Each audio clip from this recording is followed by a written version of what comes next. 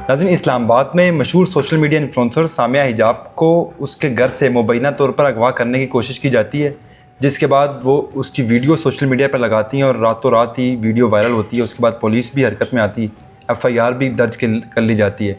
आखिर ये सारा मामला है क्या? वो लड़का कौन था और इनको अगवा करने की कोशिश थी या इसके पीछे कहानी कुछ और है?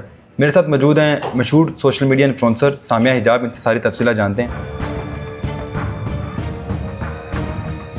ये बताएं, ये क्या मामला है? आपके घर एक गाड़ी आती है, फिर आपको उठा के ले जाने की कोशिश की जा रही है। ये एक्चुअली एक लड़का है जो मुझे काफ़ी टाइम से मुझे थ्रेट्स वगैरह दे रहा है। अभी से नहीं, 2-3 महीने पहले का वाक़या है।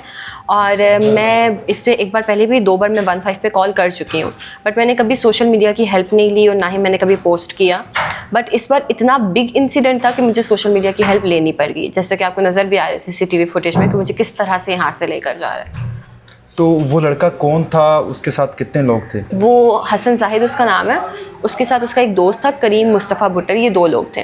और जब वो आता है तो मुझे उसने कॉल की थी आने से पहले कि आप आएँ और मैं यहाँ मुझे मेरी चीज़ें दे जाएँ, और वो चीज़ें जो मेरे घर के बाहर खुद रख जाता था। ये नहीं है कि मैंने उससे कोई चीज़ ली हुई थी। और मैं उसको कहती हूँ कि इसके बाद तुम पक्का नहीं आओगे, और वो हर बार की तरह बोलता है कि इसके बाद मैं नहीं आऊँगा। और मैं 2-3 महीने हो गए, मैं उसके 28+ नंबर्स ब्लॉक कर चुकी हूँ। और मैं बाहर जाती हूँ उसको चीज़ देने के लिए, मेरे हाथ से मोबाइल खींचता है। अब मोबाइल एक ऐसी प्राइवेसी और प्राइवेट चीज़ है और उसमें मेरे सोशल अकाउंट्स हैं कि मैं उसको नहीं दे सकती थी। मैं मोबाइल लेने के लिए जाती हूँ और वो मुझे ग्रैब करता है, मारता है, और इसी तरह से वो सारी चीज़ें चल रही हैं और उठा के मुझे गाड़ी में डाल देता है।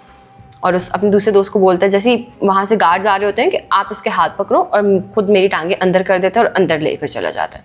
और मुझे वो एक ही बात बोल रहा था जब मुझे लेकर गया कि मैं आपसे शादी करूँगा और मैं छोड़ूंगा नहीं, और मैं जो है क्या कहते हैं कोई मेरा कुछ नहीं कर सकता, और मैं अगर तुम मुझसे शादी नहीं करोगी तो मैं तुम्हारे मुंह के ऊपर एसिड डाल दूंगा, मैं तुम्हें जीने का मौका नहीं दूंगा, और ये हमारी बस दुश्मनी और इस तरह की बातें कर रहा था। तो फिर आपका मोबाइल वो ले गए या आपके पास है? मोबाइल अब तक उसके पास है। वो मुझे वापस बिल्कुल भी नहीं छोड़ने वाला था, मुझे इस्लामाबाद से लेकर जा रहा था। लेकिन मैं वापस इस तरह से आई हूँ कि ये सभी सवाल कर रहे हैं कि मैं वापस कैसे आई हूँ। मैंने उसको एक तो ये कि मैंने पहले 15 पे कॉल कर दी थी, क्योंकि वो उस दिन को सुबह मेरी गाड़ी स्टॉप करता रहा था। तो जब वो मेरे पास आ रहा था मुझे फील हो रहा था कि ख़तरा है, और पहले भी वो ऐसी हरकतें कर चुका है। मैं बहुत डरी हुई थी, तो मैंने 15 पे कॉल कर दी कि एक लड़का है वो इस तरह मेरे पीछे पड़ा हुआ है। इससे पहले कि 15 आती वो आ गया था। अब एक चीज़ थी कि मेरे पहले कैमरास एक्टिव नहीं थे, तो पिछली किसी चीज़ का सबूत नहीं है मेरे पास। लेकिन अब मेरे कैमरास एक्टिव हैं, तो मैं उसको ये 2 चीज़ों का डर था कि एक तो ये 15 पे इसने पहले कॉल कर दी, गाड़ी का नंबर दे दिया, हर चीज़, और दूसरा ये कि मैं कैमरास में भी आ गया हूँ। तो वहाँ से डरा हुआ था, तो उसके दोस्त ने उसको बोला इसको वापस छोड़ जाओ, और वो फिर मुझे वापस छोड़ कर चला गया। ये काम होने से भी 2 दिन पहले, ये इंसिडेंट से भी 2 दिन पहले वो मेरे घर आया। मेरी मम्मा बीमार है, एवरीबडी नो, सोशल मीडिया पे मैं हर चीज़ फ़िल्टर फ्री होकर पोस्ट कर रही हूँ। तो वो आया मेरे घर के बाहर, मेरे घर आया और मेरी मम्मा को कहता है आप इसका मुझे रिश्ता दे दें, अदरवाइज़ मैं इसकी टांगें तोड़ दूँगा। तो ये कंटिन्यूसली ये चीज़ें पहले ही वो मुझे धमकियाँ शमकियाँ दे रहा था। तो आपका इस लड़के के साथ कब से ताल्लुक़ चल रहा था और कितना अर्सा हो चुका था? हमें 6 मंथ्स हो गए हैं, हम एक दूसरे को जानते हैं। पिछले 3 महीने से मैं इसको कंटिन्यूसली इनकार कर रही हूँ, इसका हर नंबर ब्लॉक कर रही हूँ, मेरे से कोई राब्ता नहीं है। 6 मंथ्स पहले जब हमारी बात हुई थी तो किसी ऐसे पार्टी के थ्रू हम लोग मिले ये वो, और वहाँ से एक बर्थडे पार्टी थी मेरी दोस्त की, वहाँ पे और उसके बाद से ये मुझे प्रपोज़ल दे रही है। मैं प्रपोज़ल्स बहुत बार रिजेक्ट कर चुकी हूँ। लड़कों का एक मेन पॉइंट होता है कि वो शादी की बात आगे रख देते हैं। अब क्योंकि ऑलरेडी मैं कहीं कमिटेड नहीं थी, तो मैंने सोचा जाएगा शादी के बारे में, देख लेंगे। इसकी फैमिली अच्छी थी, इसकी मामा मुझसे कनेक्टेड थी, तो कहीं ना कहीं मैंने कहा चलो ठीक है हम शादी के बारे में देखेंगे, अभी मुझे 5-6 साल दो, मुझे मेरा करियर बनाना है।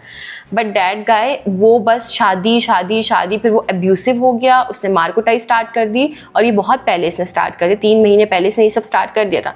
तो मैंने इसको शादी से इनकार कर दिया, मैंने इसकी रिंग इसको वापस कर दी। वहाँ से इसका ईगो हर्ट हुआ कि इसने मुझे इनकार कैसे किया, और तब से ये मुझे हरास कर रहा है, धमकियाँ दे रहा है, मैं उठा लूँगा, मैं ये कर लूँगा। मैं तो ये बताएं, ये लड़का आकर है कौन? आप इसकी फैमिली को जानती हैं? इसका फैमिली बैकग्राउंड क्या है?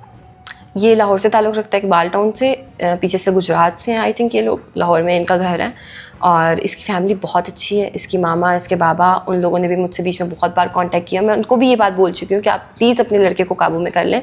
ये नहीं सुनता, लेकिन वो अपनी फैमिली के ही हाथ में नहीं है। आपके केस में क्या होगा, क्या समझती हैं? मेरा केस मैंने तो हुकूमत के आगे रख दी है, मेरे पास और कोई ऑप्शन नहीं है सवाल सोशल मीडिया के। अगर इसकी बेल हो जाती है तो मुझे तो ख़तरा है, क्योंकि मुझे एसिड अटैक्स और भी बहुत सारी धमकियाँ दे चुके हैं। अगर मेरे साथ कोई भी ऐसी चीज़ कर देता है तो उस सब की ज़िम्मेदार सिर्फ हुकूमत होगी, क्योंकि मैंने हर चीज़ सामने रख दी है। तो वो लड़का जो आपको धमकियाँ दे के गया है, अगर वो नहीं करता, उसके दोस्त जिस तरह आपने बताया उसका लिंक है, कोई और लोग इसमें शामिल हो जाते हैं, तो जिम्मेदार कौन होगा फिर? पुलिस, हुकूमत? कौन? हुकूमत, पुलिस, क्योंकि मैं इनके अलावा और किसी से मदद नहीं मांग सकती हूँ।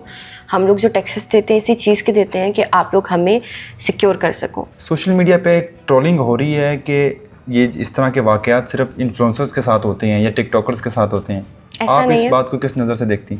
ऐसा नहीं है, ये झूठ है। ये वाक़यात हर बच्ची, हर घर में मौजूद बेटी के साथ हो रहे हैं। हम लड़कियां कहीं भी सेफ़ नहीं हैं। हम सोशल मीडिया वाली लड़कियां सिर्फ हाईलाइट हो जाती हैं, जैसे कि सना सोशल मीडिया पे थी, हाईलाइट होगी, 24 घंटे के अंदर बंदा पकड़ा गया। आपका उस लड़के के साथ चंद माह से ताल्लुक़ था, क्या आपने पहले पुलिस को कोई एप्लीकेशन नहीं दी? मैंने 15 पे कॉल ज़रूर की है, रिकॉर्ड भी होगा क्योंकि कॉल रिकॉर्ड्स होती हैं। और मैंने उन्हें बताया, एक बार इसने मेरे पैसे चोरी किए थे तब मैंने इन्फॉर्मेशन दी थी, एक बार इसने मुझे धमकी दी थी कि मैं ये कर दूंगा, मार दूंगा, ये है वो है, तब मैंने एप्लीकेशन दी थी। तो ये 2 बार एप्लीकेशन नहीं दी थी, सिर्फ कॉल की थी। लेकिन जब पुलिस वापस मुझसे रब्ता करती थी तब तक माफिया मांग कर इस्लामाबाद से लाहौर चला जाता था। और क्योंकि मैं बीइंग द ब्रेड अर्नर और ये वो, मैं नहीं चाहती कि मेरी माँ ज़्यादा बीमार हो, मैं उनके ऊपर दबाव डालूँ, तो मैं चुप कर जाती थी। आप उसके फ्रेंड सर्कल को भी जानती हैं, उसकी फैमिली को भी जानती हैं, उनमें से किसी ने रब्ता नहीं किया आपके साथ? नहीं, उसकी मामा पहले तो बहुत कॉल्स करती थी, मेरा बेटा है, ये है वो है, तुम आखिरी मौका दे दो, उसको शादी का बोल दो, ये कर लो, वो कर लो। लेकिन जब से मेरे साथ ये वाक़या हुआ, एक औरत होने के नाते भी उन्होंने मुझे कोई कॉल नहीं की, कोई रब्ता नहीं किया। किसी दोस्त ने भी नहीं की? उसके एक दोस्त ने मुझे धमकी देने के लिए ज़रूर कॉल की है कि जी आप अपना केस वापस ले लो वरना हम देख लेंगे। वो ही है इसके पीछे जो इसकी बेल करवा सकता है, इसको बचा सकता है, इसकी फैमिली इतनी स्ट्रॉन्ग। आप समझती हैं कि जिस लड़के का आप नाम नहीं बता रही वो इसकी पुश्तनाई कर रहा है? जी। तो इसके जो दूसरा जो दोस्त इसके साथ आया है उसको भी आपने एफआईआर में नामजद किए? जी, मैंने उसका नाम भी दिया है क्योंकि उसने मेरे हाथ पकड़े थे और इन दोनों ने मुझे गाड़ी में डाला, तो मैंने इन दोनों का नाम दिया है। मुझे इन दोनों से ख़तरा है।